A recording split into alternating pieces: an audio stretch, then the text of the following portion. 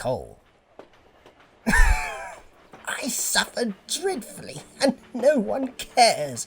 Rubbish, Henry, snorted James. You don't work hard enough. Henry was bigger than James, but smaller than Gordon. Sometimes he could pull trains, but sometimes he felt he had no strength at all. The Fat Controller spoke to him too.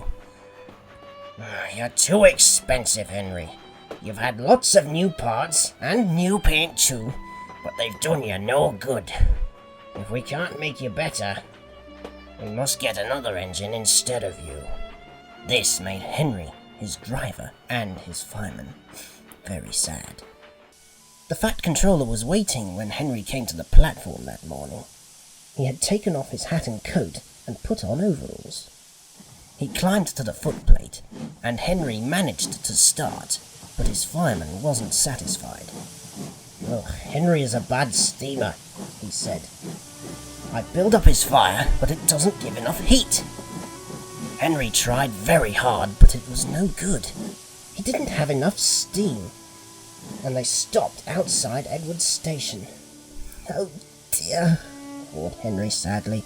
"I shall have to go away." Edward took charge of the train. Henry stopped behind.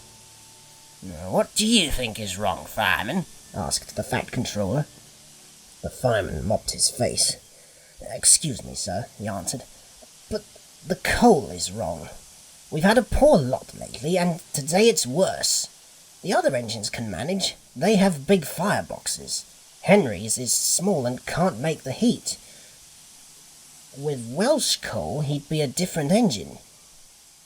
"It's expensive," said the Fat Controller thoughtfully. "But Henry must have a fair chance. James shall go and fetch some."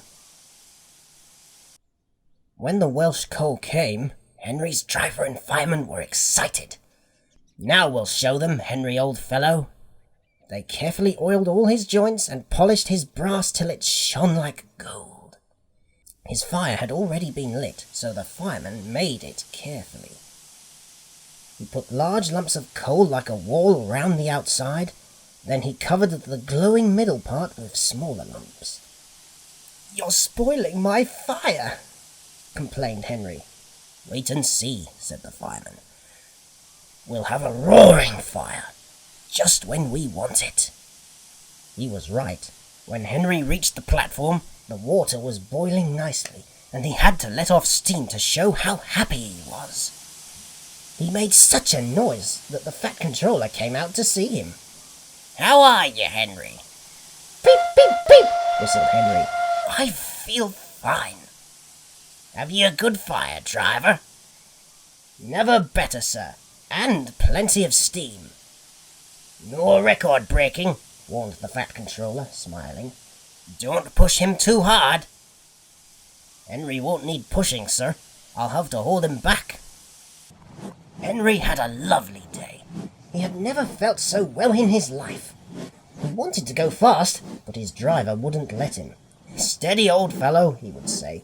"There's plenty of time." They arrived early at the junction. "Where have you been, lazy bones?" asked Henry when Thomas puffed in. "Oh, I can't wait for dawdling tank engines like you. Goodbye." "Whoosh!" said Thomas to Annie and Clarabel as Henry disappeared. "Have you ever seen anything like it?" Both Annie and Clarabel agreed that they never had.